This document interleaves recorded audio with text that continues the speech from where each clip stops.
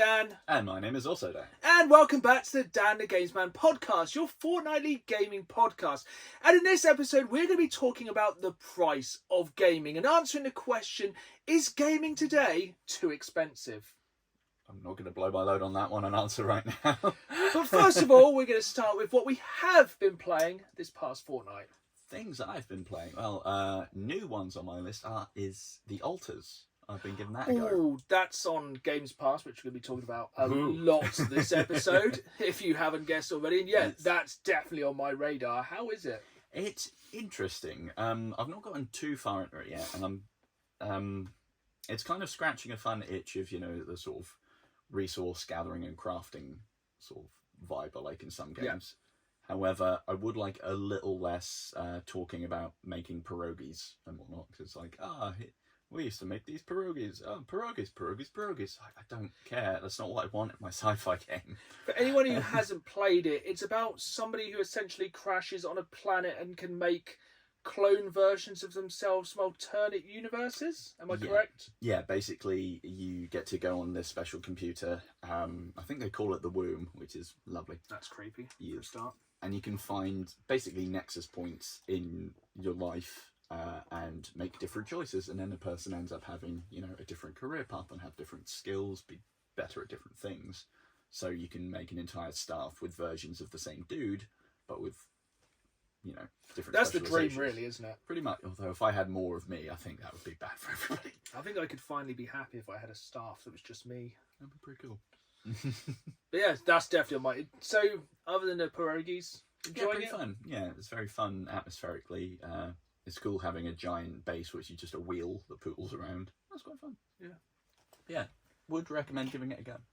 So I've also, since the last podcast, I finished Cyberpunk Phantom Liberty. Sweet. Which kind of left me, it's a weird one. I've thoroughly enjoyed it, don't get me wrong. But so the game's been out just over 2 years now. So I'm going to go into some soft spoilers. So if you don't want to hear spoilers for a game, do you want to hear actually? Yeah. So, skip forward about a minute if you don't want to hear spoilers for the end of Cyberpunk Phantom Liberty. I'm going to say it right now. Spoilers ahead. Basically, at the end, about halfway through the game, you have to pick who you're going to align with. The US government and an agent who's played by Idris Elba, or Songbird, who's basically being used by the American government to kind of hack into the dark net. Okay.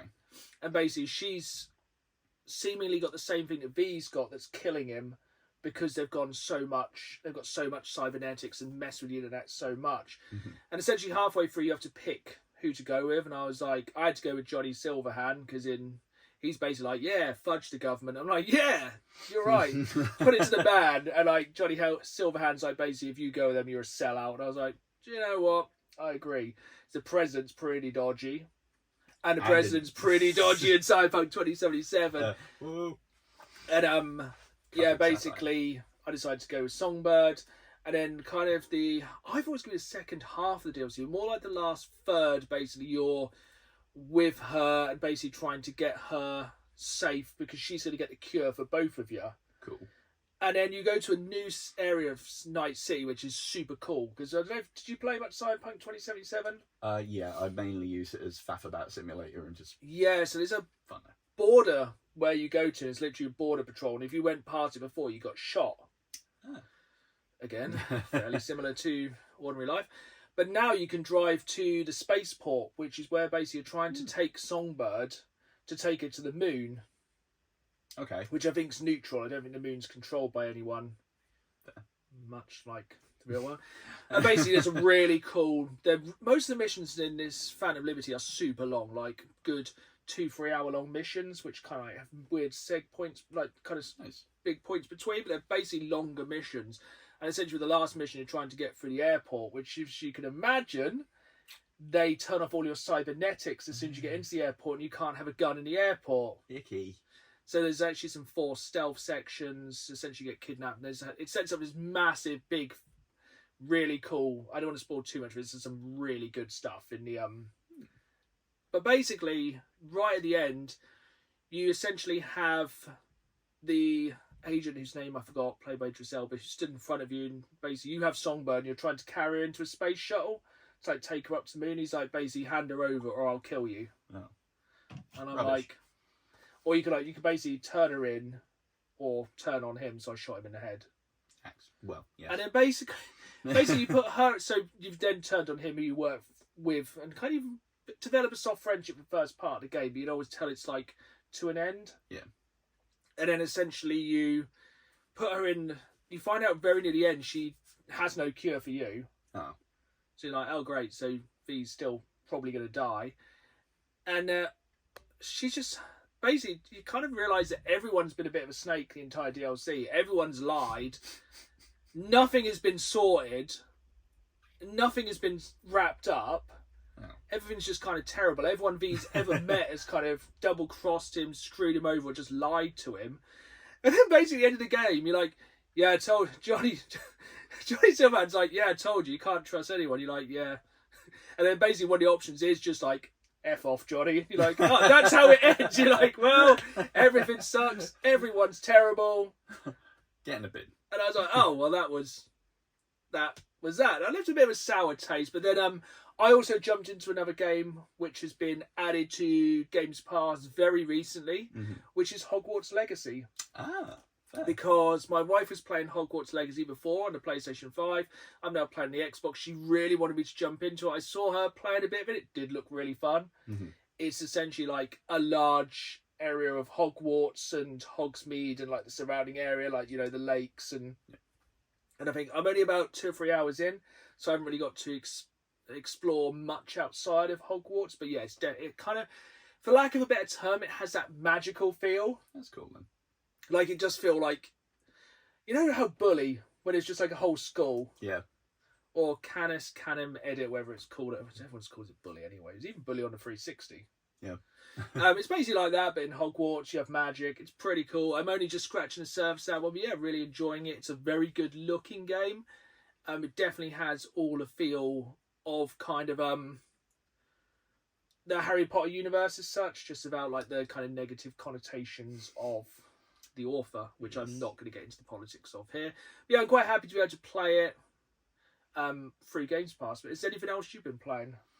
So I've slipped back into Expedition 33, and true to my usual style of doing things, I've been trying to clean up the map a bit, and I think the area I'm doing probably is meant to be end game once I get the Pictos that lets me do like more than capped damage. Have you still not got that? Nope.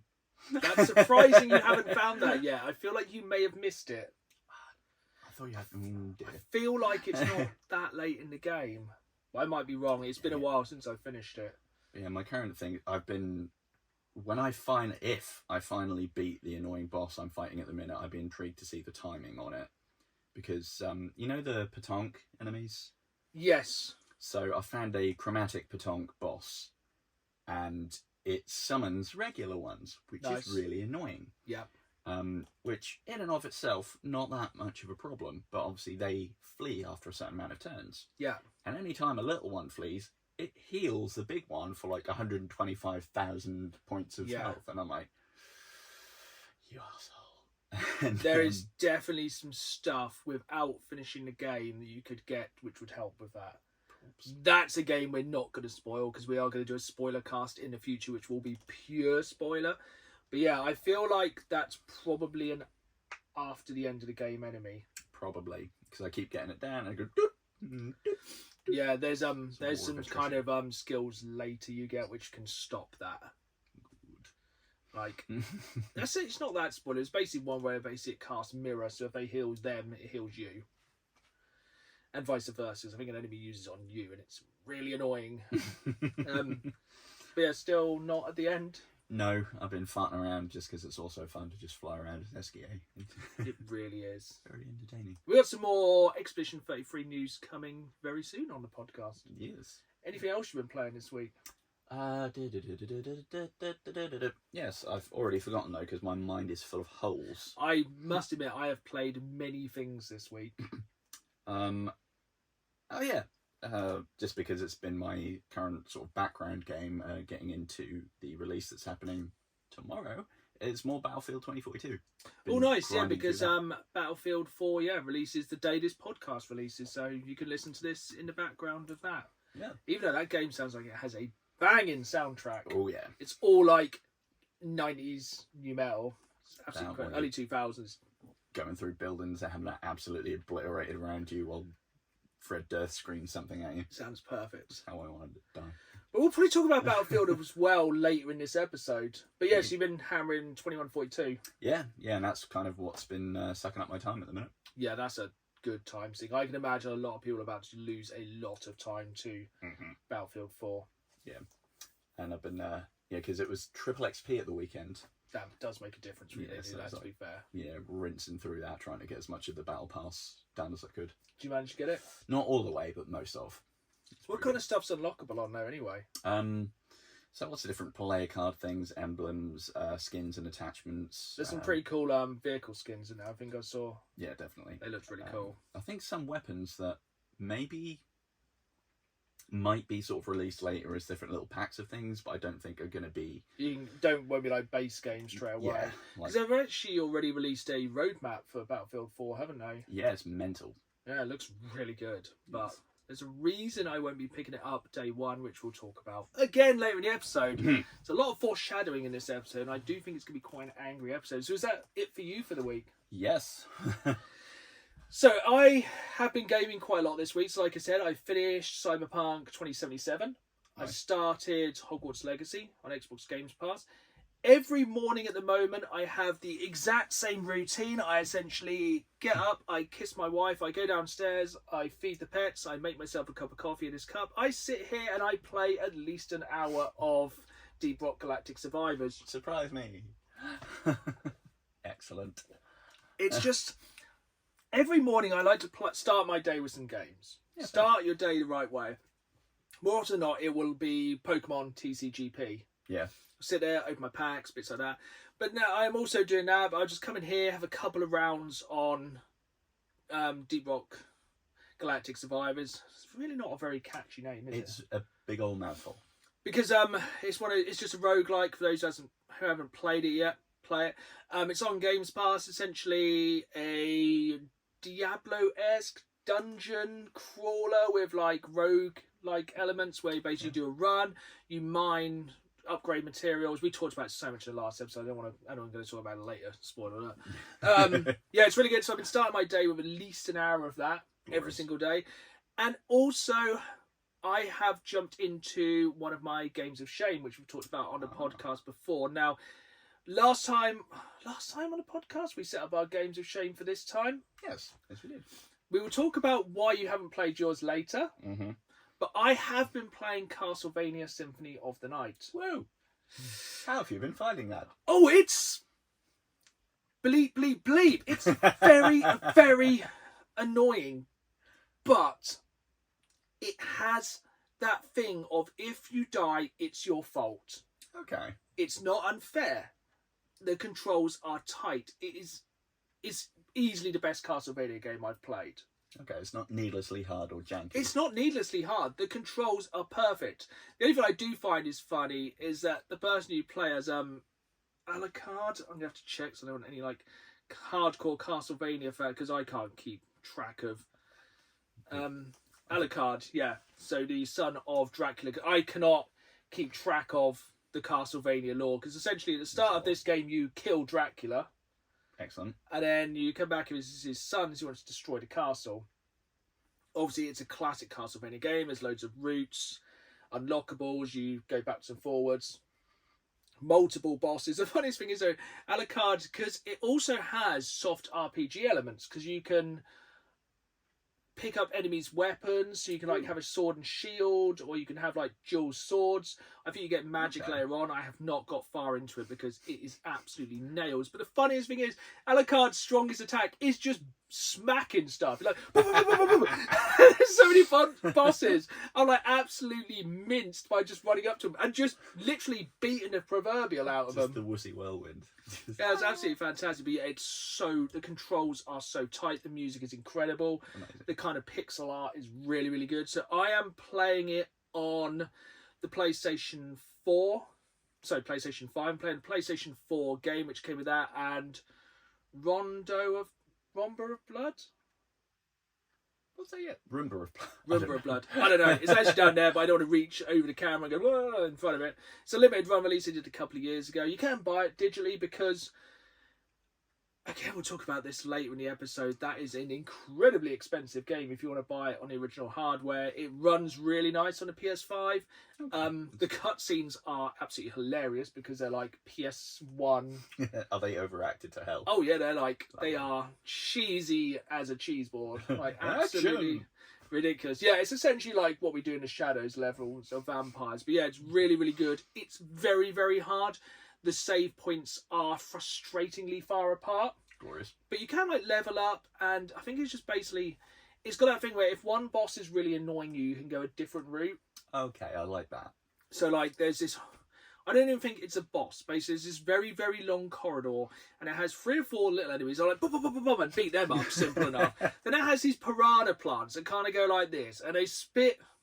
This is where I nearly lost my cool, and I'm trying to be more mellow in my older age gaming. Mm-hmm. Piranha plants going like this, spitting seeds which turn you to stone. Naturally. Which once you've been hit, you'll turn to stone, so you can't move. So then they'll just keep hitting you, and I'm like, that's really annoying. But basically, you have to jump as they go forward to spit. You have to jump and then hit them before they spit as they come forward. It's basically like old school Dark Souls. It's basically exact hit zones, exact timing, perfection or nothing. But it is absolutely got its claws, or should I say its fangs, into me. I am proper addicted to it. Nice.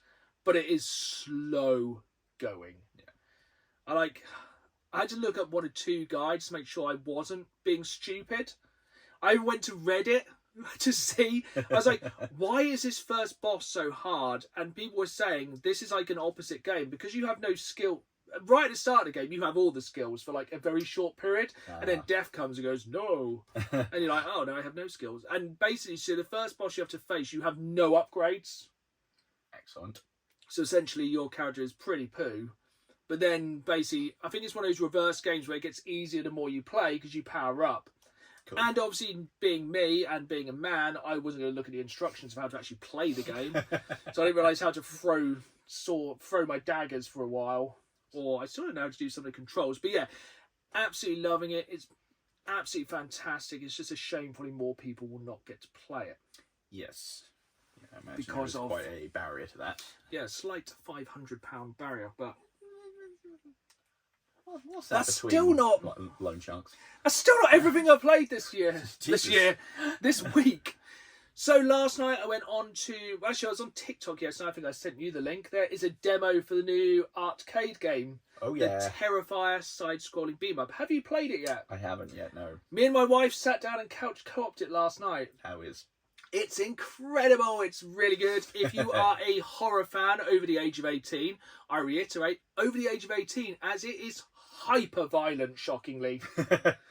You surprised me. So it's basically, if you've played Scott Pilgrim vs. the World, side-scrolling beat-em-up game. Yeah. Incredibly like that. Even down to like the 16-bit pixel art for art. And you can play, there's 4 characters, but you can only play as 2 in the demo. There's Art, the girl clown, and the woman whose face gets... Victoria removed. And I think it's Chris Jericho. Oh yeah, because he's one of the... asylum guards. Yeah, he's one of the asylum. I think it's going to be Chris Jericho. I'm not sure, but you can only play as Art and the girl clown in the demo. You get like a full level up to a final boss. So essentially, they're making a horror film in the fictitious town city where it is. Nice. And Art's not a fan. I'd skip the storyline. I was like, it's just going to be brutal murder, isn't it? And yes, it is. Glorious. So essentially, you can just beat people quite normally. Then you have a special attack, which with Art is like spikes come out of the ground and just impale everyone around him. You have finishers, which is one of them with Art is he literally just whacks a gun out and just blows their head off. And it's gory, trust me. Or my favourite one, he gets a call and goes, ha, and he just blows their head up, which is also incredibly funny. The girl clown has a massive hammer, which once again glorious bursts their head like a pumpkin, and it's just continuous gore and violence throughout. And if that's what you're there for, it's absolutely fantastic. Perfect. I feel like something like that really lends itself to the over-the-top comedic gore that it is, because it's a spectacle film. In a real throwback, and I think a real kind of ode to Turtles in Time. Sometimes when you smash people's skulls in, an eyeball flies and kind of goes down the TV screen, which is pretty cool. And yeah, there's blood absolutely everywhere. It's drop in, drop out, co-op as well. That's 4 players, so Excellent. Hint, hint. It's definitely one that I'm going to be picking up. The only thing is, because I did send it to you once again, is to go for the standard edition or the collector's edition. I mean, there's not much between it, is there, price-wise? It's pretty close. Pretty close. Is it double?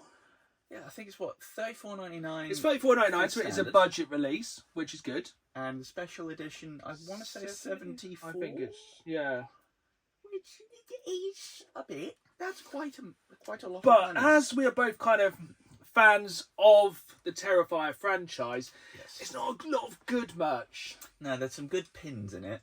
Yeah, some quite good shirts, and that's about it. Yeah, what is it, like a pair of dirty gloves? Yeah. Which, what? So I'll just go to a bus shelter and find them. So yeah, that's nearly all I've played this week. And then also afterwards, me and my wife were like, that was really fun, but that was like 30 minutes or so. And I was like, Streets of Rage 4, which I had installed on the PS5. And I was like, we've been meaning to sit down and play Streets of Rage 4 for absolute ages. It's probably the best of those kind of side-scrolling beat-em-up games. It's very, very good. You could basically play through the entire game in like 3 or 4 hours. We just whacked on easy and just literally beat the silly out of people. It's such a good game. It's been on my backlog for so long. Like, Streets of Rage will always be one of those games I'll just slap on if I want something to play. Yeah. Especially on the Mega Drive. Like, what's your favourite Streets of Rage? I want to say 2, I think. I always go 2. Yeah, I like Max. Is it Max? Is that the big wrestler. Oh, yeah, I forgot about the big wrestler. Yeah, so you got Skates. Yeah. Who's on Skates. Yeah. And, is it Axel, just the big dude? Yeah, Axel and Blaze. Yeah, I think it's Axel and Blaze who are in 4 as well. I think, just again, a game for storyline, we can just kind of let it go. But yeah, a quiet week of gaming. It was actually more I wanted to play, but of course there was never enough time. But yeah, on to some news. I'll let you crack on with some news. So hopefully it's something that isn't terrible. Some very short piece of news, but a very good bit of news.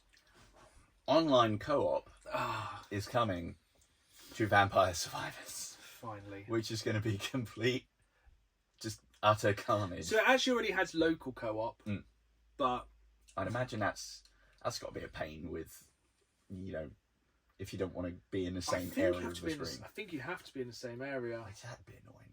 But which is probably why they're having to mess with the code and stuff to make it fully online. Yeah, and it'd be good as well. Like, I know you're probably going to split the hordes, but someone might be able to just, kite them around for a bit, and the other person goes, I'm going to go find the coffins and do all the stuff. I think that'd be the kind of thing, like, you could basically have, like, somebody who's actually killing everything and somebody else trying to get the secrets, because, there's some good secrets, especially, like, the Castlevania map.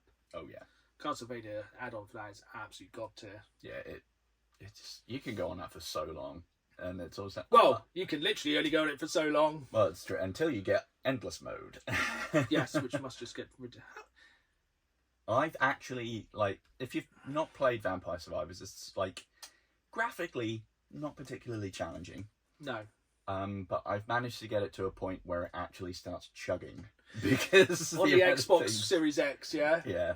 And it's like, there's so much going on right now, I can barely see my character. I think it's normally when you get, an area of attack, which is just a black hole around you, and enemies just go dead, dead, dead, dead, dead, dead. You'll just sit there going, Yeah, you basically just have to slightly wiggle the stick and just move in the ever so slight circle, and it just to get the things to level up more. Basically, you turn into a weed whacker of a person. And just try not to have a seizure. Effectively, yes. Yeah. I think as well, if you really level up Dracula, he is immune to health drain. So once the Grim Reaper comes up, it's basically trivial. You can just keep killing the Reapers. They're like, why won't you die? It's like, Dracula, mate. So literally, because I've had it on that before where I couldn't physically die. Yeah, I just had to quit because I need to go to bed. It's 2 a.m. I just sat there for 4 hours going, I must get more. Yes. Like, surely they'll kill me eventually, and just more and more red deaths just kept coming up. It's like, I don't think I'm going to die anytime soon, am I? Oh, it's such a good game. I'm going to hark back to that one later on as well. Excellent. Shall we cover the kind of terrible news? Yes. Okay, so in the past fortnight, EA has been sold to Saudi Arabia and Trump's son-in-law for $55 billion. So EA has sold itself to Saudi Arabia's Public Investment Fund and others. So it sold itself to an investor consortium made up of Saudi Arabia's Public Investment Fund, Jared Kushner's affiliate partners, and a private equity firm, Silver Lake. An all-cash deal positions EA to accelerate innovation and growth to build the future of entertainment. The investor consortium will take over 100% of EA. It did put the stockholders' price up. But it feels like that's... I mean... We're going to walk the line a little bit with this one. But I can't see in any way, shape or form how any part of that is going to be good. No. Because essentially, the best case scenario, they're going to weaponize EA, not literally, but weaponize EA's ability to make money from microtransactions and general crap like that. Yeah. And this is one of the reasons I was like, well, you can leave Battlefield 4, because that's probably going to be hit by microtransaction hell. I reckon so. I don't know how quick these things will change. Yeah. Whether if it's something that's already roadmapped and is imminent like that, whether that's kind of locked in and it'll be anything post this. But... And then you kind of look at it like, right, so if there's a game such as Battlefield 4 is a perfect example for this, there's obviously not going to be anything, like, I'm pretty sure there's been maps loosely based on Saudi Arabia, like Dubai and places like that, in Battlefield maps before. I presume we probably just won't see that, or obviously they're not going to have any kind of form of storyline which ever casts any doubt on Saudi Arabia. Yep. Probably, I mean, people complained so much in, was it? Yeah, it's in Battlefield 5, people were like, oh, these, like, this robot-armed woman, we hate that. It's like, well, probably not going to be much in the way of strong female characters in it anymore. And, like, obviously having links to the Trumps is probably going to be nothing. We're probably going best case scenario, we're going to have the safest McFriendly games of all time, where basically we'll just be... America turns up, going, America, you know what. Don't want to get copyright infringement for that, but basically it's just going to be like America versus the world, fireworks going off, an eagle flies by, and terrorists lose. And it's going to be like the most generic. Yeah. That's the best case scenario. The worst case scenario, EA have actually been fairly forward thinking with some of the content of their games. With like kind of characters with different genders, different sexualities. They've like actually, like, even with games like The Sims, you know, you can have trans characters, you can have... I forgot that was them. Gay characters, you can have same-sex couples, you can have non-binary characters, you can have all that kind of stuff. I kind of wonder if that's going to get affected by... I'd imagine so. Like, are we just going to have essentially the Disneyfication of EA? Yeah. Where, like... I don't know, you get a new M16 rifle sponsored by KFC. And again, that's the best case scenario. Yeah. I mean, are they just going to sit back and let EA do their normal thing and then reap any benefits? Or are they going to stamp their particular ideals and way of doing things on there? Is it then going to significantly hold back any creative...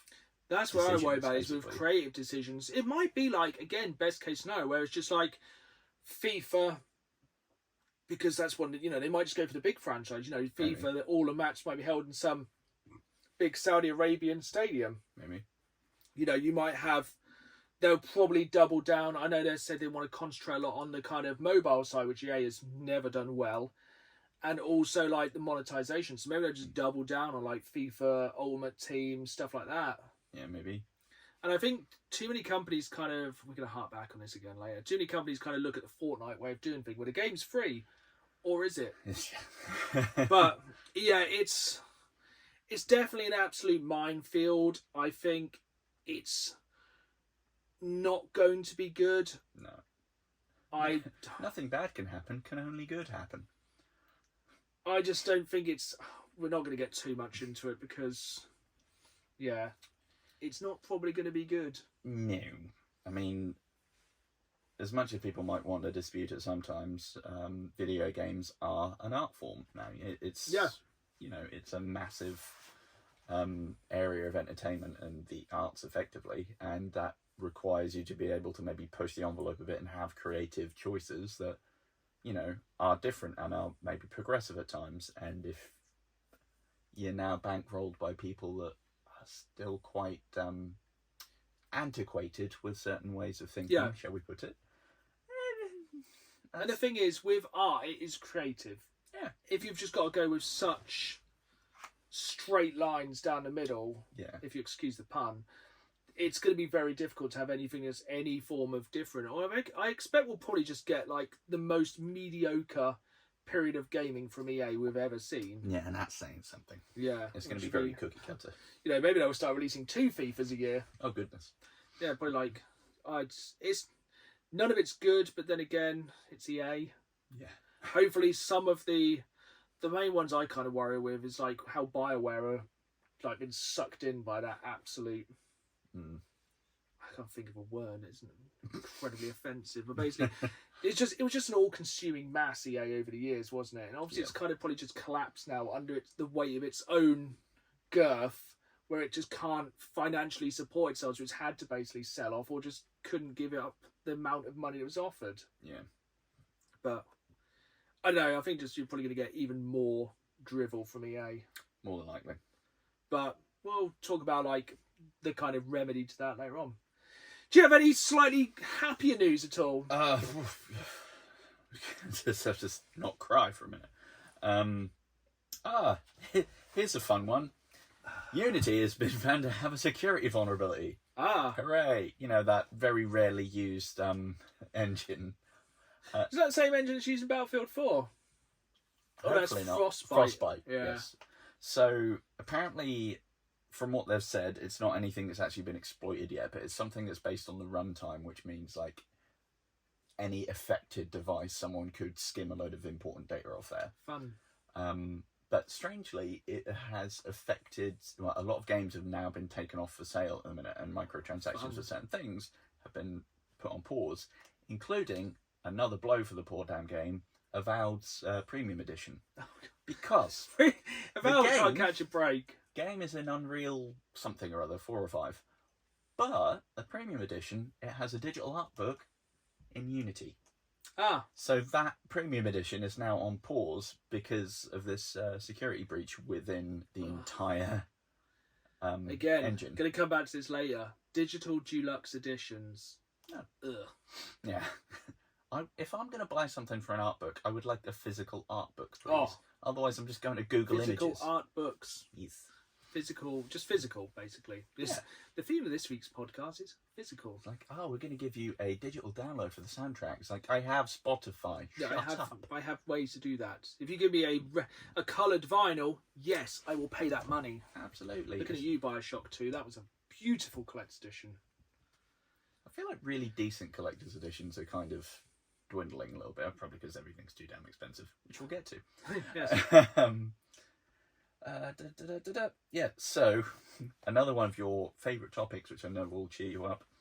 Elon Musk wants to drop an AI-generated game by the end of the year.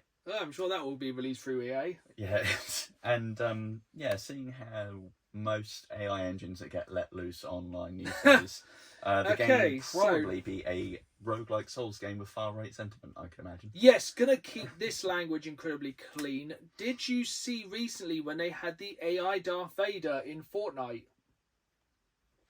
There was nothing that came out of the mouth of that AI abomination where basically they took James L. Jones, they used AI to formulate his voice in a character who is Darth Vader in Fortnite servers, and again, if you are over, don't even look it up. It's basically just racist, homophobic awfulness within 3 hours of that AI being on Fortnite. Yeah, it looked at the internet and went, I suppose this is how I am then. And I can imagine that's what the game will be like. But this is kind of where they're at. They're like, AI, it's the future. 3 hours later, the future. It's awful. Yeah. Oh, goodness. And on the topic of Fortnite, did you see there was some mild controversy because with the Fortnightmare nonsense they've got going on at the minute and the 300 crossovers that happen at once, they have a current boss character and skin that's Doja Cat for some reason. And there was What's your language of this one? Yeah. There was a reference to a certain type of Adult toy. vibrating toy. And that's fun. So all tweets from Doja Cat and Fortnite based around that have now miraculously disappeared from the internet. But it also raises the question of, why is there a boss character that's Doja Cat? Also in Fortnite news, they've had to remove one of the character animations of Peacemaker after the episode of Peacemaker, which dropped last week, dropped, and they realised the implication of it. Which I'm not going to go into spoilers because the final episode of Peacemaker drops tomorrow. But once again, Fortnite does not seem to be able to catch a break in a minute, even though it did have Daft Punk perform a live concert. That's pretty cool. Or that might be happening. I don't know.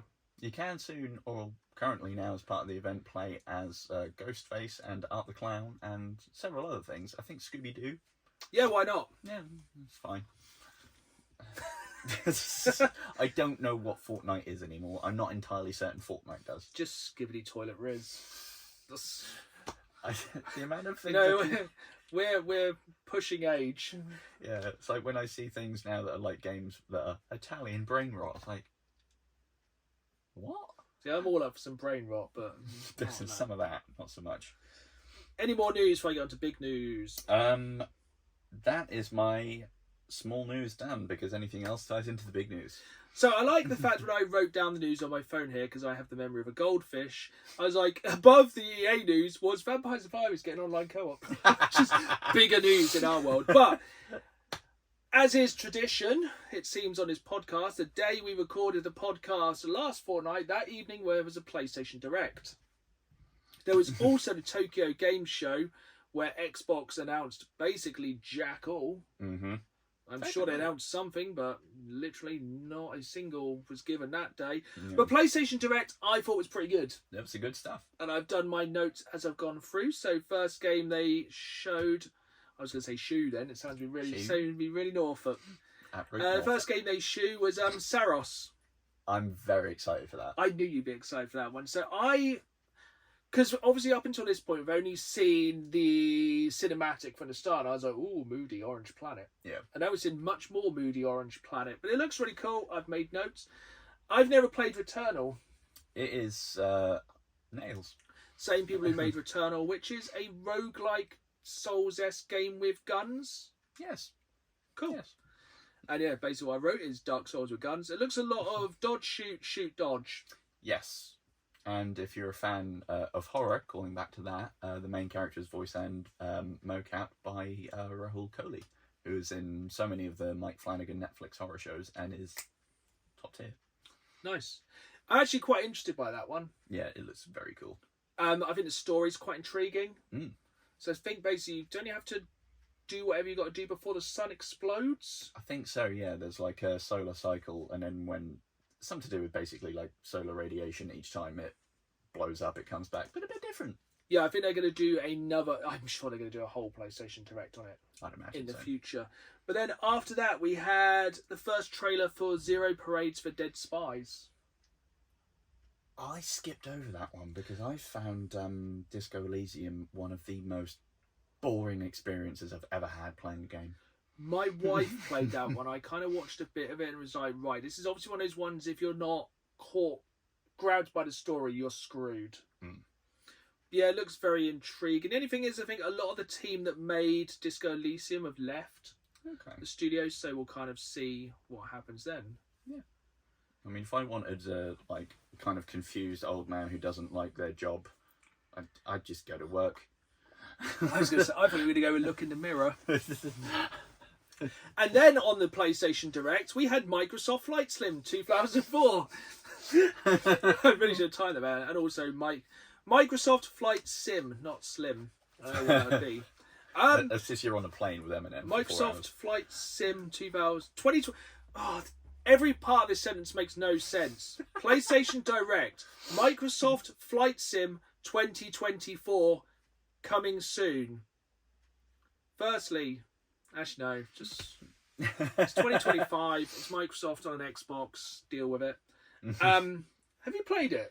I haven't, but looking at the trailer, it is a lot more than I thought it would be. It's actually quite interesting. There is a Jurassic Park add-on coming soon, which quite intrigues me. I quite like just flying around. I think I flew from Norwich Airport, which is where we're from, to like fly around the general areas. Like, there's my work, there's my house, there's this. I know this road, and it's scary how accurate it is. You can actually quite easily pinpoint your own house on there. That's fun. It's pretty cool. Can we aggressively land a plane on our work? Sadly, you can't do anything. Basically, when the plane hits, just kind of goes bonk. I want it to make the horn noise that you did earlier, please. I think they took a lot of that kind of stuff out very quickly. I mean, fair, really. And then, carrying on that theme, we had our first look at the campaign for Battlefield 6. Yes, which did look fun. Which looks really good. I think basically that looks like where all the Limp Bizkit's going to be. That's where all the new metal is. That's going to be some rigid biscuit. Also, I did see a very small kind of related bit from the multiplayer where somebody was driving a tank and it actually had the dun-dun-dun-dun-dun-dun. Yeah. You know, the Battlefield music, which is obviously taken out of Terminator as well. Yep. But it actually plays like loudly over the game, which is always my favourite bit when the game's coming to an end and it gets really exciting. But yeah, that looks really cool. Big explosions. And actually a campaign that might maybe make sense and be engaging. Yeah, just definitely I think it's always a bonus with Battlefield, but I think it'll be really good. Yes. It's a shame it's not co-op, so I think that would make sense. Yeah, so I think you're literally playing as a squad of 4 people and you rotate which member of the squad you're playing as. So, that could have been done differently. It could have just been like 2 and 2. You could rotate between 2 guys. Yeah. Or just 4-player co-op. Yeah. But I expect with the amount of physics and explosions going on, all I can ever think of is Talk from Borderlands going, explosion! Then we had our first look at the Deus Ex remake. They really managed to go from 2000 to 2004, and I'm really impressed. stretching the use of the word remake there, aren't we? Yeah, it does look better than the OG for sure, but it's no Resident Evil 2 remake. No, it's basically slightly smoothed polygons. Yeah, that's about it. Which, to be honest, probably okay with. It's a bit of a pain to run a game like that now. And to be fair as well, not even to be fair, this is just kind of a callback to almost what we were saying a minute ago. Do you think they have kept the Twin Towers in it? Because didn't it drop just before all of that? And it's a weird thing of people going, oh yeah, they've still got the Twin Towers at the skyline. I expect so, and I expect there'll probably be a tiny bit of text at the start.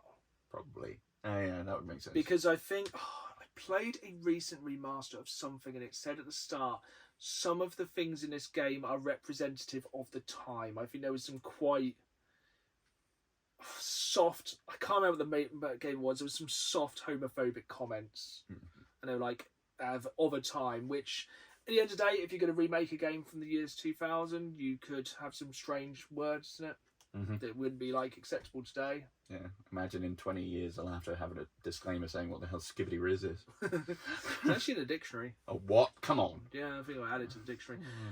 Moving on, then we had Halloween the game. My main gripe about that was it's like, oh wow, this is announced this time of year, and it's like, September next year. I did not see that. Yeah, absolute bull. I feel like, though, why are they making Halloween when we've had Friday the 13th and Friday the 13th's gone? Because I prefer Jason to Michael Myers. Absolutely.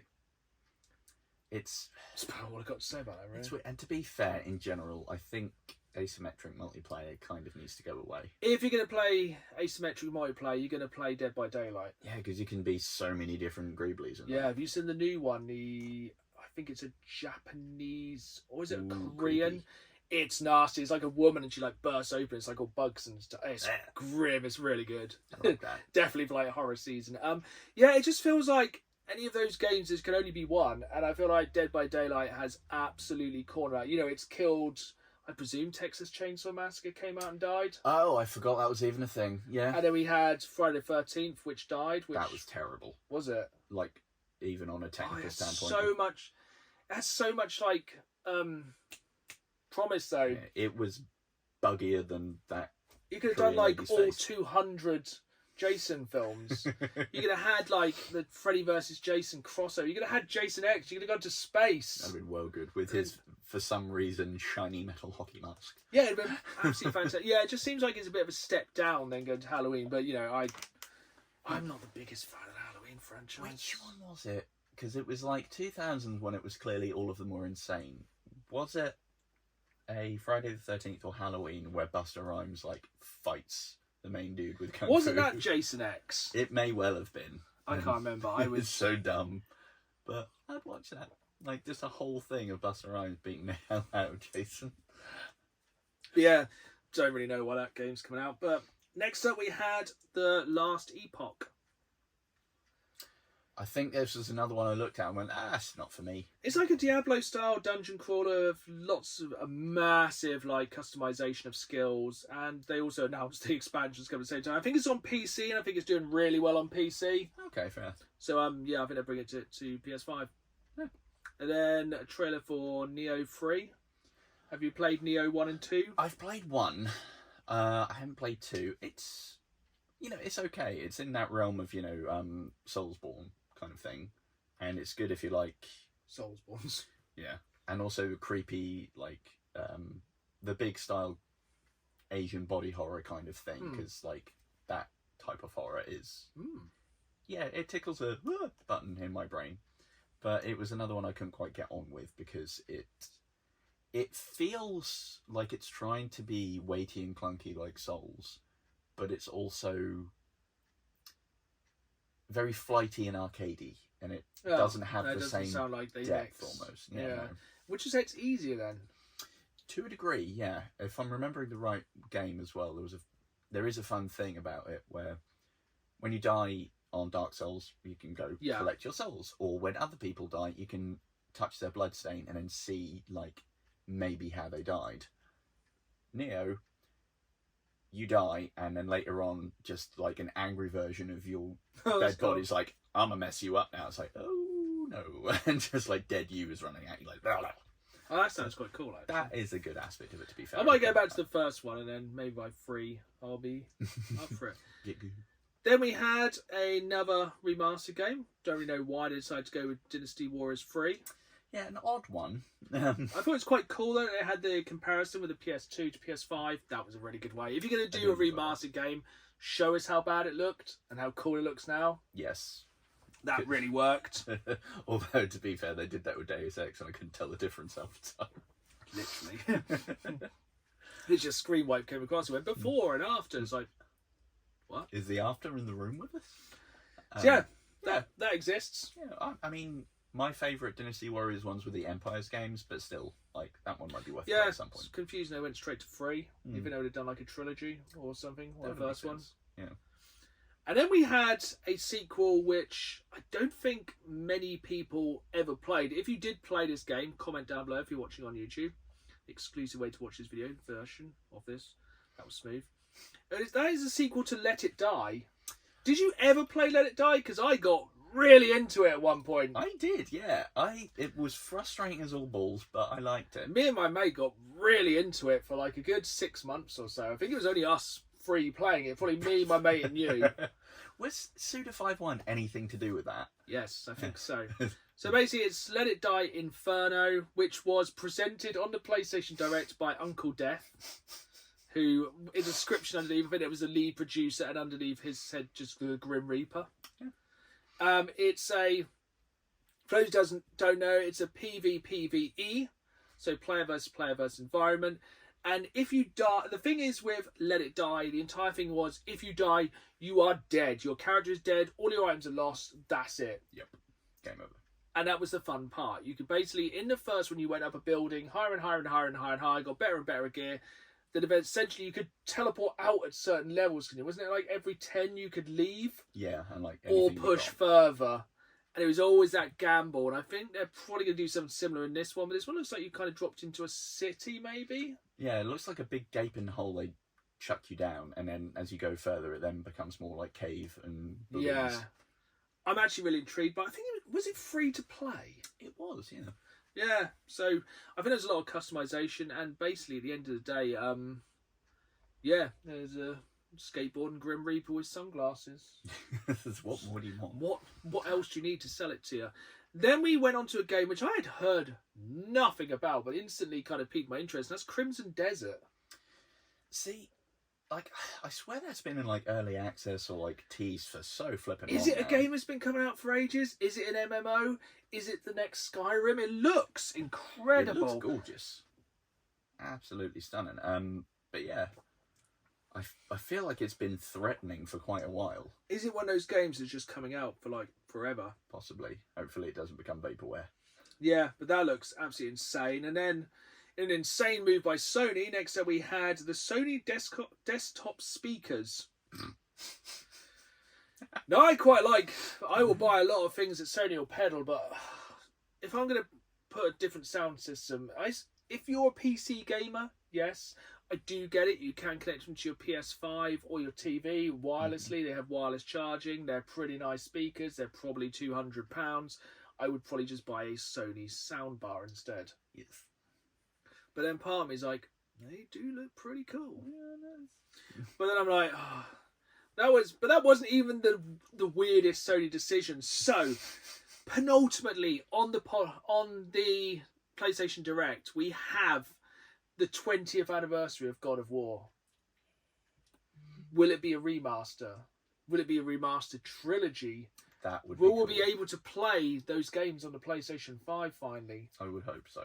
We can play on the PlayStation 5 with a brand new God of War controller to celebrate 20 years of one of Sony's biggest franchises. And every time I think about that fact, I do turn to dust ever slightly more. Yes, I still remember playing God of War pretty much when it came out. 20 years, congratulations. Here's a special edition controller, which looks worse than the last special edition controller released for God of War Ragnarok. Yeah, that was interesting choice. So yeah.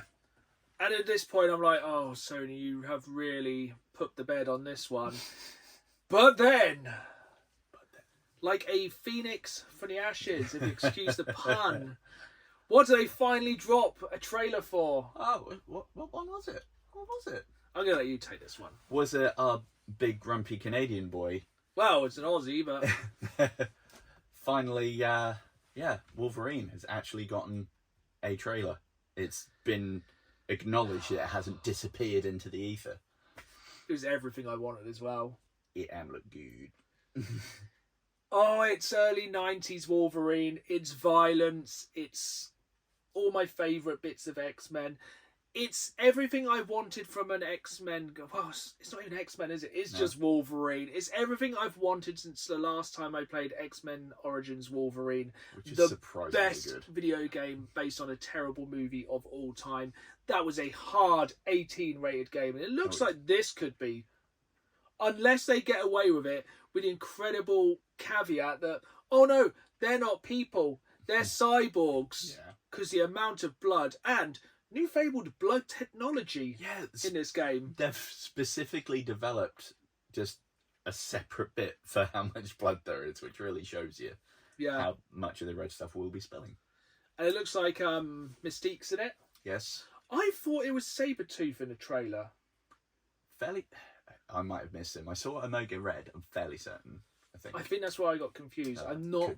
I haven't got the deepest knowledge of Wolverine, but I did notice at the end of Sentinels. Yes. And I was like, oh. I really hope they have like the active like damage modelling and regen that they had in Origins. There was a bit where they kind of show his face regenning. Nice. And the kind of skin regrowing over his adamantium skull. Oh, please don't mess it up. Please don't mess it up. It looks so good.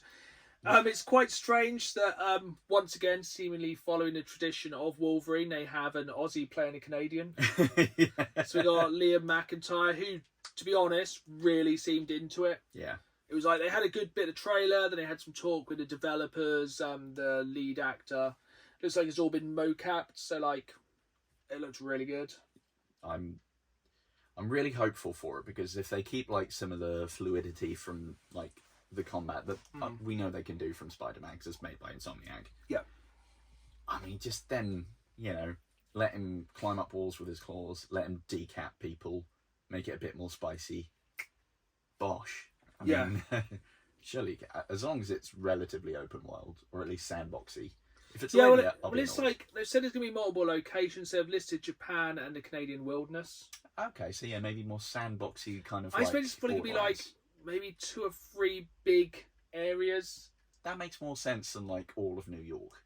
Yeah, yeah, because I feel like you're probably going to get Japan, Canada, and then probably some kind of prison. Yeah, where they're probably holding the X-Men, and I wonder if we're going to kind of go like to the start of the X-Men 98 cartoon, if you remember that, when basically Wolverine helps break out. Oh God, Rogue at the start. Yeah, I wonder if we're going to like go back, because they have said it's canon to the Spider-Man PS4, PS5 game, but not anything else, isn't it? which means hopefully maybe a little bit of crossover. Is that maybe? Yeah, I think a little bit of crossover. It's hard because it's a shame that's the only kind of official licensed Marvel game, because there's so much more they could do with it. Like imagine like a kind of cooperative one, just Wolverine and Deadpool. The next game is the absolute dream. That would be baller. But I reckon there'll probably be a mission where like Spider-Man and Miles Morales turn and go, "Oh hi, I'm Spider-Man. Can you help me do this stealth mission?" We'll go, "No, no, I can't." Actually, I wonder if there will be any stealth missions, or stealth is optional. I mean, you'd imagine optional, because Wolverine like doesn't do anything without screaming. Stealth, no one's left alive. They can't report it if they can't move. But yeah, I thought that was a very, very positive PlayStation Direct. I think a lot of people didn't like it, but you can't please them all. Yeah, we got proof that Wolverine hasn't disappeared up its own bum completely, so Yeah. I'm happy. I have realised how long we have gone on with the news. All our news this week. 1 hour later, we are going into our Reddit story this time. So this one is themed about how gaming is getting too expensive. My wife has found this story from Reddit under the relationship advice section. Always good. So, story reads, my fiance, 25, male, spent our entire savings, which we both were saving for our wedding and honeymoon, to buy a gaming PC. What's worse is that ever since he got the PC, he has absolutely ignored me, 27 female. He has absolutely forgotten I exist in his life. Oh. My fiance and I got engaged in December last year. In January this year, we both decided to save money every month for our wedding and honeymoon. In 6 months, we've saved $8,000. That's very good. Last month, my fiance's best friend bought a new gaming PC, so even my fiance wanted to buy one. So he asked me, but I denied it because we both already had laptops. I told him he can play games in the laptop that he already has. He repeatedly kept asking if he could buy a PC, and I finally agreed to it. Now I regret it so badly. Here we go. So after a week, the PC finally came, and with the new PC, a new table and chair was also delivered. Well, duh. Well, you got to accessorise these things. Apparently, he'd ordered a gaming chair and table as well. Well, that tracks. That night, I asked him how much it all cost, and he said, and he was a little hesitant to tell me. After a while, he told me I was distraught when I heard he had spent our entire savings of $8,000 to buy the PC.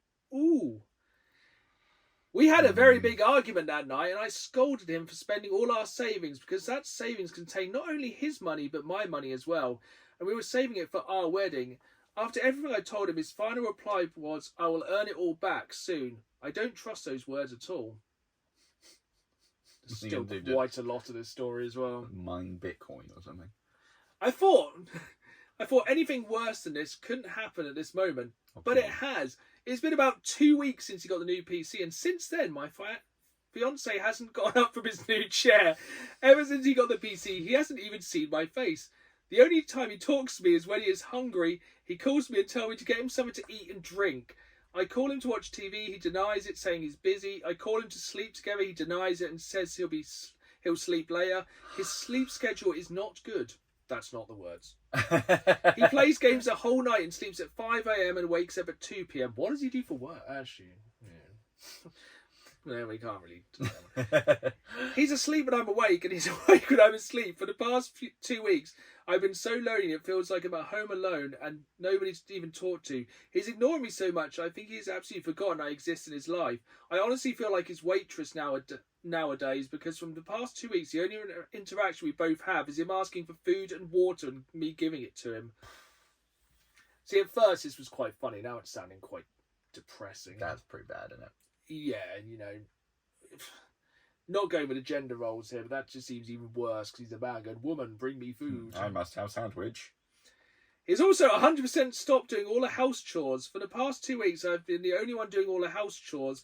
It's getting very hard for me to do it all alone. We used to share our responsibilities and do all the house chores together. But the past 2 weeks, he hasn't even taken care of himself. He's barely even brushing his teeth and taking a bath, let alone do the house chores.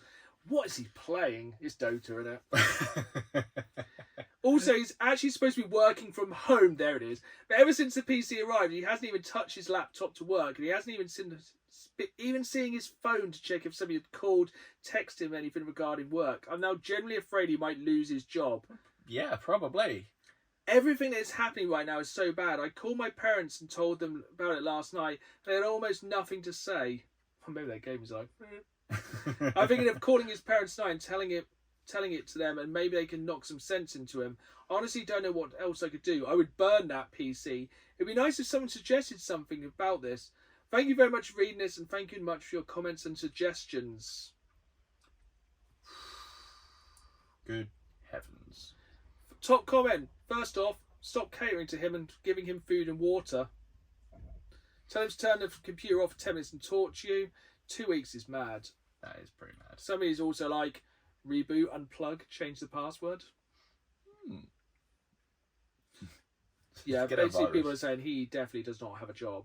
I know. Also, there's a real PC person in here saying, my monitor, which is the Acer Predator 235 and is top of the line, sans 5K, costs less than 3K. My gaming PC, which at the time was the best graphics available, was $2,000. What did he buy? Again, not the language.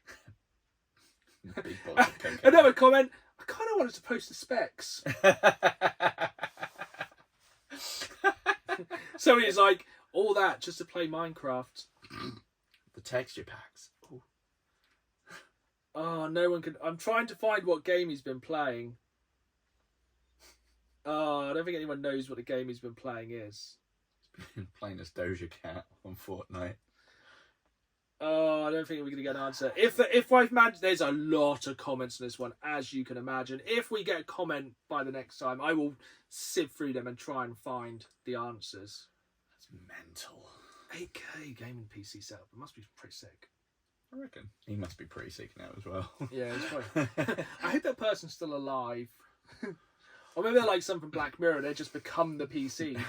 Maybe. Have you seen an episode of Black Mirror when he's like playing that Lemmings game? No. Oh, watch that. Everyone watch that episode of Black Mirror. It's dark if you're over 18. But on to the main topic of... How quick do we get to our main topic this time? An hour and 3. Not bad. Skills. Yes, so the main question at the moment, is gaming too expensive these days? For that guy, yeah. Yeah, 8K on a PC is expensive. See you all next week. But no, so basically this is kind of coming off the back of the biggest news, which is basically just outshone everything else, where Games Pass is going up 50%. Yes, it is not welcome news, especially as I've also said that Game Pass exclusive discounts are getting shelved as well. You're not getting that. You're getting more reward points instead. Cool. So there is going to be various levels of Games Pass. There is the basic B version, which is like 20 games in it, isn't it? Like Halo, Master Chief Collection, Fallout 4, like Forza 1. Curated stuff. Basically, not a lot. Then you have the next one up, which is everything except Day 1 exclusives, yeah? Yeah, I think so. And then you have Big Boy Games Pass, which is now $29 in America. Mm-hmm. But I feel this story has been developing over the past fortnight because I got an email saying mine will not go up. Nice. Mine's staying at $22.99 a month. Yeah. See, mine for some reason had been, because my Xbox All Access thing ended, so I then had to just get the separate subscription, and it was $14.99. Yeah. Now mine is going up to 22 something. Yeah, so I guess we're all going up to 22. We'll go back to the Xbox All Access in a bit because that's actually quite a good thing, which is also now dead. Like many good things we're going to be talking about today. So yeah, so now Games Pass is essentially $22.99 a month if you want everything, which to be honest, if you are paying for Games Pass, you're probably going to want everything because historically on this podcast, most of the time at the start we go, what have you been playing this week? It's something from Games Pass. Yeah. And like I said, this year has just been like on an absolute tear when it comes to day one releases. But I feel like most things, it's non-sustainable because they've been putting every single big Microsoft release on their day one. Yeah. We've had 2 massive games every month, at least. Yeah. Which, if they carry that on for $22.99, I think I disagree with a lot of people on this. I think $22.99 a month isn't bad. It's still pretty good, really. If you're hammering it like we are. Yeah. For anyone less casual, it's... Yeah, especially when I think the top tier of PlayStation is 16, yeah, something like that. So it's one of those things, we are a bit loose on the price of stuff because it's best not to look. Yeah, if I can go, it's about this and it's more, and I don't know. Like, I see something from my account go PlayStation, I'm like, it's fine. It's alright. Like, I am quite happy to pay for things like that. Like, I have a lot of the subscription services. Yeah. You know, I have Netflix, blah, blah, blah, blah, blah. Yeah. But it all kind of comes down to the value and the use you get out of them. Yeah. Effectively, the more of them you play and the more often, you know. But if you're only jumping on there periodically to, like, play online, which I think you can do with the second tier one, but then also with the second tier one, I don't think any Call of Duties are now included. No. Which probably a lot of people probably pay for Games Pass to play Call of Duty online. You know, even when the next Black Ops comes out, probably a lot of people will have Games Pass for that reason. Which is, I think, what happened a lot when they kept doing like the first month 99p new Call of Duty would come out. People would jump on, do that month, hammer it, jump off. Yep. And it's I think I read something along the lines of that Call of Duty. I don't know if it was on the last one or in general. They have lost a lot of money through sales because of Games Pass. Yeah, which is kind of obvious. Like, you know, the digitalization of everything for a majority of the people now, ourselves included, like, for better or worse, there's probably a lot of games I would have pre-ordered, but I'm not because they're on Games Pass. 100%, yeah. Like, but it also means I've discovered a lot more games. Like, I wouldn't have touched Clair Obscur Expedition 33 with a barge pole. Same, yeah. Like, a turn-based RPG. It's like, nah, that looks artsy rubbish. Yeah, I'm not paying however much that is. And then it was on Games Pass, starts to build the hype. Yeah. And I think for a lot of companies, it's a good way to get their game out. Like, Vampire Survivors probably would have never touched it. Yeah, it's a really good way to give something a go that you maybe don't want to commit to, or go, I'm not paying 40 quid for this if I don't Black like Ops it. 7, probably wouldn't play it, but it's going to be on Games Pass, and we will, in a future podcast, be discussing the full campaign of that game. We are going to put ourselves through it. We'll do it so you don't have to. Really looking forward to that one. Whose idea was that? It was fine. But yeah, I still think Games Pass does have good value for money. I think so, yeah. But it definitely does seem like we are on the greedy generation. Yes. I think my take on it is it's a combo of two things. One, they've been hemorrhaging money when it comes to actual like hardware sales and anything else, and they know their money comes from Games Pass, so now people are hooked. Crank it up a bit.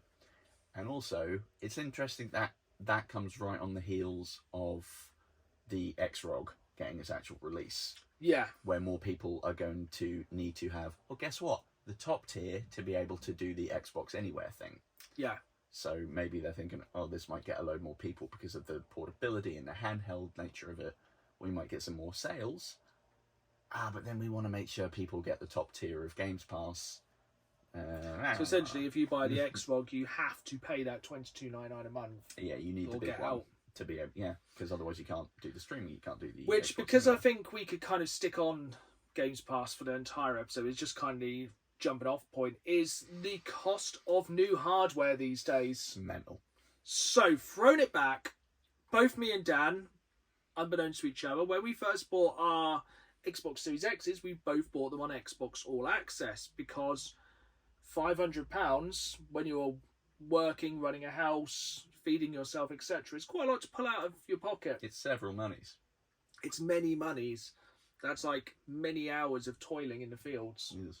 And but with Xbox All Access, it was £29 a month for the console and Games Pass for like 2 or 3 years. I forget which one it was. So you get your access to Game Pass Ultimate. You get the console. You sort of pay it off in chunks and get all that. And it was like, oh yeah, No interest, was there? yeah, it was baller. It was It was good. a really good deal. Can't get it anymore. Nope, all gone. Doesn't exist. I think they've had it for quite a long while. I think I actually bought mine from Game. Same. Yeah, actually, we bought it randomly very at the same time. We both got it with Diablo 4, Yeah, which I still have which not neither of us have played. played. And it was like, well, I can get it with, was it FIFA or Yes. Diablo? And it's like, well, I'm getting Diablo. I'm not going to play either of these, but I'd rather not have FIFA, please. So that was a really good deal. But now, like, we were both quite intrigued by the X-Rog. Yeah. But then the pricing came out. It's like, you can have the poor person version for 600, or you can have the big boy version for £1,000. Big lad. I'm like, but the Steam Deck's like, and then the Steam Deck was like, yeah, we got an autumn sale. You can have ours for $350. It's like, ooh, yes, lesser hardware, but that's much lesser money. You could nearly buy 3 Steam Decks for one X-Rog. Yeah. Which is madness. I have seen, I don't know if it's just where I'm looking or maybe they've adjusted things, but I think at the minute, at least on like Very, you can get the standard because all the big ones sold out of pre-orders. That's the crazy thing, yeah. Comes out next week. Mad. Yeah. Base unit $499, big lad $799 on there, which is significant. It's a lot of monies Yes. to play something handheld you could play on a big telly. Yeah. But it is very cool. It does look great. And I think the base one they're saying is similar to Steam Deck, or at least the base Steam Deck. Yeah. And the other one has got redonkulous But it'll specs. theoretically run everything on Games Pass. Yeah. It's pretty impressive, actually. And it makes me worried about how expensive the inevitable Steam Deck 2 is going to be, because they're making a lot of noise about that. They're basically waiting to see what everyone else is going to do, then just come out one better, aren't they? Yeah, and I reckon that's probably going to be, if it's under £1,000, it's going to be by like 5 pence, probably. I reckon they'll undercut. I reckon they will instinctively undercut by about £100. I mean, if they do, I'm getting it. And I think, it's going to be, it's turning into a bit of an arms race. Because the thing is, with consoles, historically, console prices have gone down over time. But now we live in a crazy world where consoles are going up in value. Which is mad, because essentially you might as well have bought a Switch 2 on launch day, because they're now more expensive. And like, we've had price rises for both the PS5 and the Xbox Series X. And the Switch 1. Yeah. Perfectly Which sensible. is mad. So all the consoles have gone up in price rather than down. So normally you'll go, well, I'll get one in the future when they're cheaper. It's like, well, you might as well just get one now because it's going to get more expensive. I know there's tariffs and everything else to consider, but I just want to buy myself a games console and play my games. Yep. Oh, and woe betide you. I'm going to really start going now. Woe betide you want one with a disc drive because you can pay some more money for that. Yeah, that really bothers me immensely. You can have the weird PS5 which doesn't have a disc drive. Oh, do you want the Pro? Oh, cool. That's all this extra money. Oh, yeah, and the Pro versions. Oh, have you got discs there? Yeah. Oh, you'll need this as well. The special hat. Yeah. Oh. But yeah, so consoles are really expensive now. Are getting more expensive. But people are still buying them. Yep. The PlayStation 5 is the most profitable console Sony have ever put out. Which is mental. Because at the end of the day, we all do have a fair degree of FOMO. Yeah. Yeah. Especially when there was that scarcity at first. It then made people go like, I wasn't going to get one, but now I want to go on a wait list. Or like when they're like, yeah, this game's out, it's new. And you're like, oh, it is new. Want. And even like down to like accessories now, like controllers are expensive. And mental. Like, I'm not going to throw them at the wall anymore. They're too expensive. No, I ain't broken controllers since the 360 days. I can't afford to replace them anymore. Yeah, it's mental. And also, I am an absolute sucker for limited edition controllers, but they look cool. But yeah, a controller now is £75, I think, for a PS5 controller. Yeah. I think that's what the new God of War one was, which I may have pre-ordered. Yeah, so that's insane. Yeah, it's completely unhinged. And then games. So, regardless of the politics of it, the new Battlefield, when it came out, was in theory recommended retail price of $69.99. Nice, but not really. No. Or the was it Shadow Edition? How much was that? $99.99. Oh yeah. The digital exclusive collector's edition was £30 more for some digital content. Yeah. Not even something you get a nice case in and can go, Like, day one digital exclusive or digital pre-orders get in the absolute bin. Mm-hmm. Oh, pre-order this game digitally. Well, it's not going to sell out, is it? I'm not going to pre-order your game. This is the problem now. I'm not going to pre-order your game. Yeah. I mean, I'm going to pre-order Jack. You can do a pre-download. That's cool, but why? Sometimes that works. No, very true. Day one patch of 1 million gig. There's no scarcity.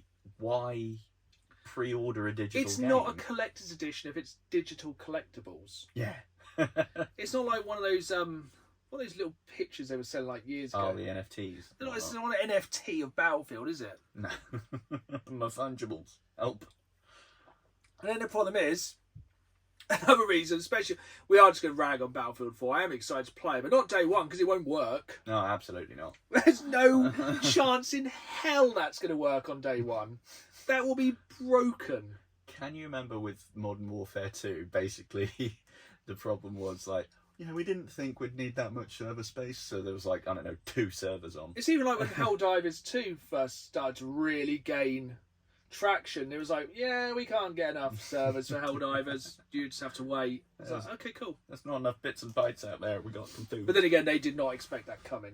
No, to be fair. Then hopefully EA will. But that's going to be patched to all. It's going to be patched to death. Yes. And that's the problem now with a lot of games. Like, our game's out, it's broken. Yeah. Ubisoft as well, especially. Ubisoft. I'm not rushing out to buy a game which is new now because of that massive price tag. But then we are then seeing the kind of growth of the budget-friendly games. Yeah, which have there have been some of the ones that have held our interest more. We're top end of the spectrum. We're talking like the 40. Was it £40 Claire Obscure? Not that we play bought a copy. I think someone like 35 to 40 quid. Yeah, 35 to 40 quid, same as Helldivers 2. Vampire Survivors was like 2 pence. It's like £3 one out. Yeah. Plus DLC for like 125. It's mental. And the amount of hours I put into that is frankly unhealthy. Yeah. It's not good. I will, probably won't. I'll just keep coming back to Battlefield 4 because it released the day this does. 8 maps at launch. 8 maps. 70 quid. It's basically like a lot of these companies just like bend over, take it. It's like, and I think it's going to get to the point where people are just going to be like, the thing is, even with like Switch 2 games, they're now 70 quid. And I understand it's been a long while. We are old men. We were queuing up to buy games many years ago. We were buying games we shouldn't have bought back then. But like, I remember when every game was like 40 quid. Yeah. Platinum released 20 quid. I remember being so hyped for Hitman Blood Money and being like, ooh, it's 34 quid. That's expensive. 34. That's a cheap game now. But then again, you can look at it from the other end of the scale. Like, I remember when Turok was released for the N64 and it was 75 quid. And I think, like, looking back, like, on some of the, like, Argos adverts, some of, like, the SNES games were very expensive. Yeah, it's like, yeah. And, there's consoles we never had when we were young because, like, how much was, like, I'm trying to think of when they really... A Neo Geo. Yeah. Like, if you watch on YouTube, once again, comment down below if you knew anyone who had a Neo Geo back in the day. Never seen one in a while. They were like £600, weren't they? In like something mental, yeah. the 90s, which is like well over £1,000. I always find that funny when I've got like an old Mega Drive game where the box still has the original sticker from like Electronics Boutique or whatever the hell, and it's like, yeah, 70 quid for a Mega Drive game. Like, what? Huh, no. But I think it's just more the norm kind of settled around the 40 quid. Yeah. And then it slowly trickled up. Oh, that sounded nasty. Yeah. And then we kind of... The old men just sitting here moaning as our bones just crack and break. Yeah, it's just... It seems like they're just trying to take people for a ride, and a lot of people are. I feel like more people are deciding to jump off. Mm. You know, because then you can go, well, I'm not going to play modern games anymore. I'm going to play retro games. I'm going to play Castlevania Symphony of the Night. but not on the original disc, because that costs £500. It's well over £500 now for a copy. Because, like, yeah, I think you can go back. Gaming shouldn't be as expensive as it is now. Yes. And more, I'm lucky enough to be able to afford to collect retro, modern, stuff like that. But what I'm finding now is I am more likely to wait for a game to be released and pick it up cheaper. Because with a lot of games now, if you avoid the first couple of weeks, people will just shut up about them. Yeah. Like, go on TikTok at the moment, you'll see a lot of Silent Hill F footage. Yeah. Give it 2 weeks, that'll be dead. They'll be on to the next thing. Yeah. And I think people's attention span is so short now. So come Black Friday, which we are merely weeks away from, there's going to be a lot of games that have come out this year which will dip in price so much. Yeah. And these days, people's attention spans are a lot shorter. Yeah.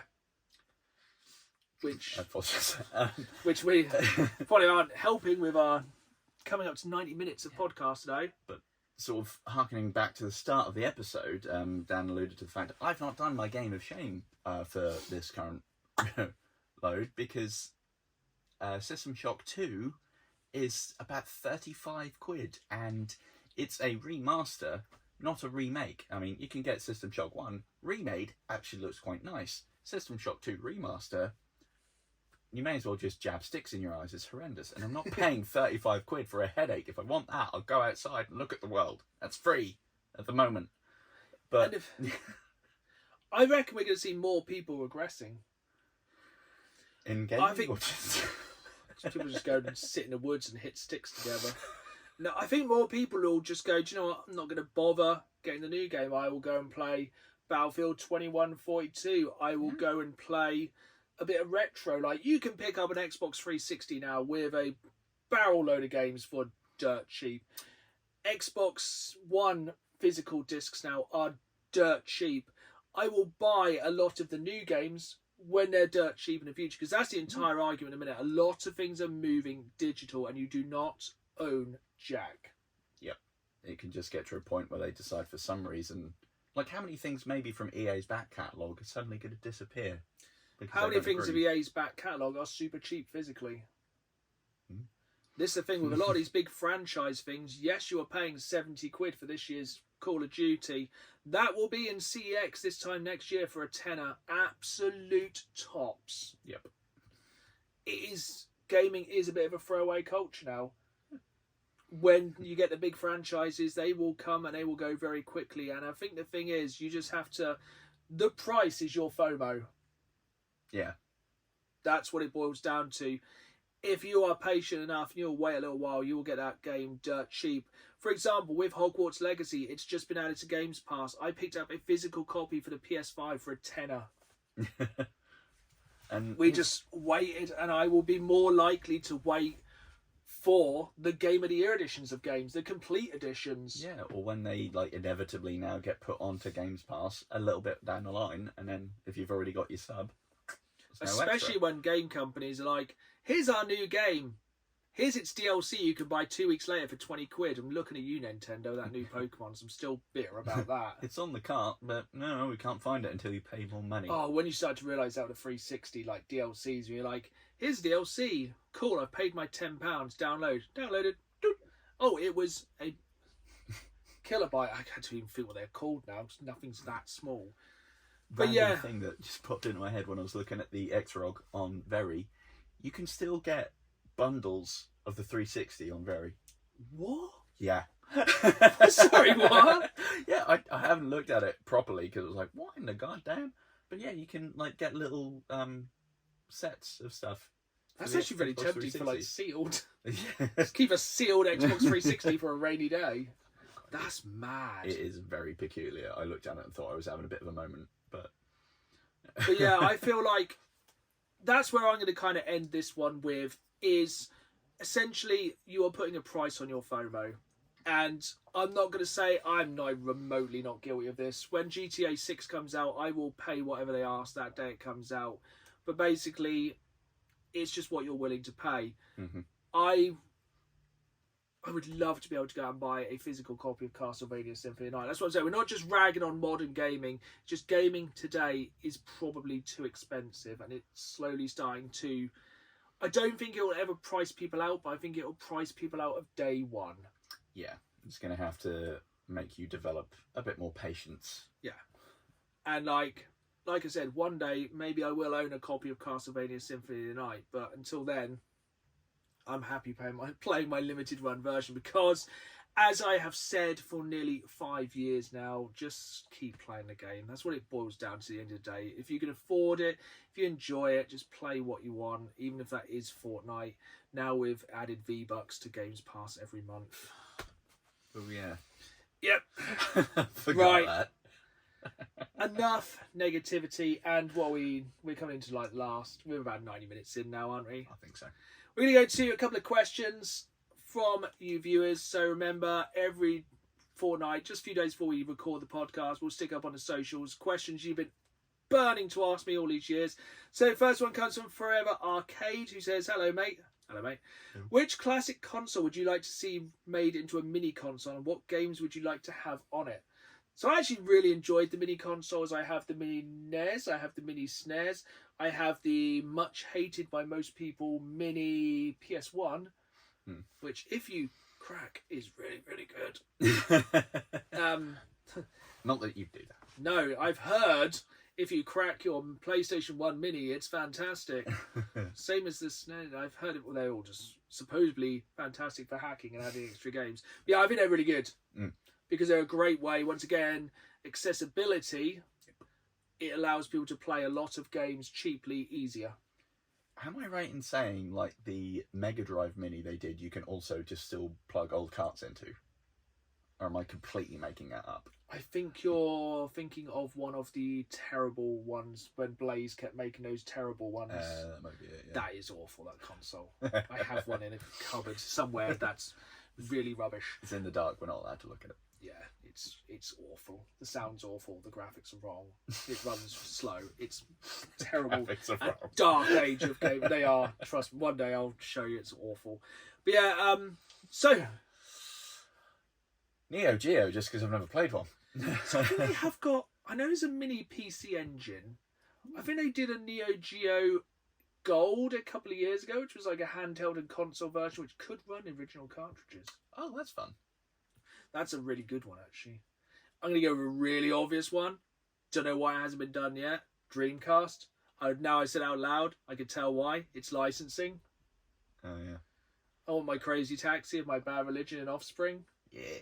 I want my Sonic Adventure with running down the street. Oh, yeah. Fantastic. Want my Daytona. Want my Sega Rally. Want all my licensed games which have lots of Was Sonic Adventure, that's the one, or at least like Sonic Adventure 2 was the one where Tails had like a big purple mech suit or some nonsense, wasn't it? Might be Sonic Adventure 2. I just remember it's like... That. The Sonic Adventure always starts when you're running for the scene is, running along at the speed of... Just some fantastic Sonic music. Yeah, mini Dreamcast would be pretty sick. That would be baller. Bruce Stinger again. Oh, I'm trying to think what other games. House of the Dead would have to be on it, but then you'd need House of the Dead and Sega Fishing. Just have a light gun and a fishing rod peripheral. And a steering wheel peripheral for Sega Rally and Daytona. That'd be excellent.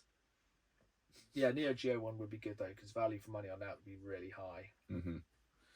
But yeah, that's kind of our picks on that one. Once again, if you're watching on YouTube, please comment down below which mini console you'd like to see which doesn't exist. There's definitely some other ones, but time is against us now. So next one question comes from... Oh, it's really hard to pronounce. Sorry if I'm butchering your name. Is Anne and Fakra121 says, hello Dan. Hello. Hello, sorry how to pronounce your name. Dan, what's your favourite PS3 game and which do you want most from the ones you don't own? PS3 wasn't really a brilliant era for like banging titles. But there's got to be some that stand out. Favourite PS3 games? See, I think we were both we're both trying to look at the PS3 section. Aren't we? Like jog our memory. Oh, God of War 3 is very strong. Arkham Asylum for me. Did you play that on the PS3? Yeah, that's baller. Oh, Arkham Asylum was very good. I'm trying to think of places. I think probably some of the Ratchet and Clanks were very, very strong on PS3. Yeah. See, the PS3, it has a weird place in my kind of heart because it's so many of the games that were on there at the time I didn't play at the time because I was way more 360. And I don't think there wasn't as many good exclusives. Yeah, valid. But like, and as we said in our podcast, was it the last podcast? The amount of franchises that died in that console was absolutely insane. Basically, if you had a PS3 title, you knew your end was near. Yeah, like, yeah, the PlayStation 3 will never have like kind of still looking at it, the kind of deepest place in my heart because I didn't own one at the time of release. And so far, I've gone back and played a lot of good games on there, but a lot of them are just games I played on other consoles, to be honest. But I think PS3 game I'd love to have would be Siren Blood Curse. Yeah. Because that's a very good horror that's kind of missing from my collection. Cracking title. Yeah, especially because I've been going through the PS3 Platinums this year. There's not many PS3 games I can think off the top of my head I don't have. I know I don't have the God of War Collection 2, which was the 2 God of War games on PSP. Nice. Was that Chains of Olympus and the other one? Else? Yeah. That's a very good game. I think the HD remasters are set for the Silent Hill one on PS3 were very good, but the Silent Hill one can absolutely get in the bin because that's so wrong. The music's wrong and it's janky and I hate it. But no, I think you're the only person I've ever seen that owns Wheelman. Oh, the Vin Diesel game. That's a weird game. Top title, I'm sure. If you're looking for a budget game, to me you go, what the? You just play that, super cheap. Yeah, really good one to pick up. But yeah, comment down below your favourite PS3 game. I am absolutely drawing a blank, which is terrible for an entire generation. It was very much of a kind of... I think maybe because it was kind of a transitionary time, really, wasn't it? I think. Yeah. Like, it was very early online stuff. Yeah. I really enjoyed Heavenly Sword, actually. Never actually played that one. And the Resistance games. Just throw it back to last episode. Actually, Resistance, good stuff. Yeah. What I didn't enjoy was Haze. The Halo killer from PlayStation. I was so hyped for that, and then it just absolutely fell on its own face. Killzone 2 was good as well. Actually, now we're starting to actually think of some games. Basically, if you want to hear games we enjoyed on PlayStation 3, go back to the last episodes. We basically gushed about all the franchises, which were really good. Yep. But I've left the best question till last, which I think we could probably do a whole podcast on. So we'll try and keep it short. We'll go with the really obvious answers. Is this about eggs again? No, we haven't got... This is a genuine question. That was a genuine question. So this one, Maverick Soul M3M. As someone who struggles for time these days and wouldn't get to game nearly as much as you would like, what are some of your top picks for pick up and drop games? The games you can drop into, have an hour of fun with, then drop. Well. Vampire Survivors, clearly. Vampire Survivors really. Is at top. For the first 100 or 200 hours, you're going to be alive 20 minutes, half hour tops. Yeah. Fantastic game.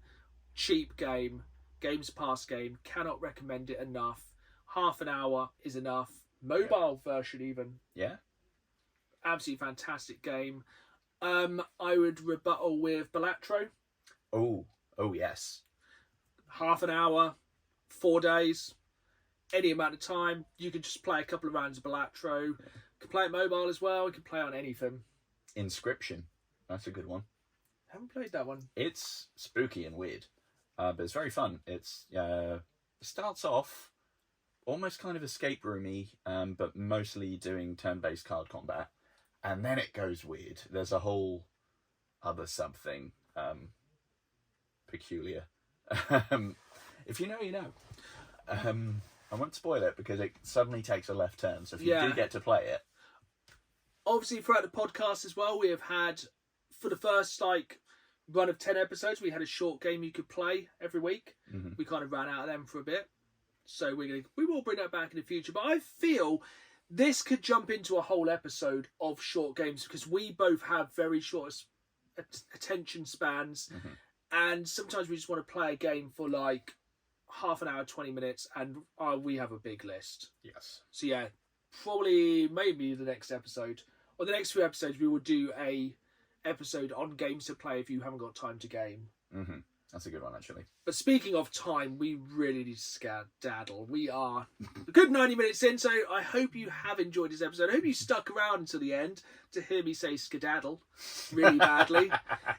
If you did enjoy this episode, please rate it. If you are listening online, please follow, because we do new episodes every other Friday at 5 p.m. We are a fortnightly podcast because we have no time. That's why we have to speak this fast. If you do have no time to listen to it, just hit that ×2 speed. It will really fly by. If you want to watch the video version and see what t-shirts we're wearing, because we have fantastic senses of style, follow us on YouTube at Dan Gamesman, which I have new videos every Saturday live at 5, as well as bonus content throughout the week. If you are a gaming fan, there will be something there you'll love. If you're listening there, you can always comment down below as well. But like I said, time is getting on, so for now, it's goodbye from me. And it's goodbye from me. And as always, keep playing the game. See y'all soon.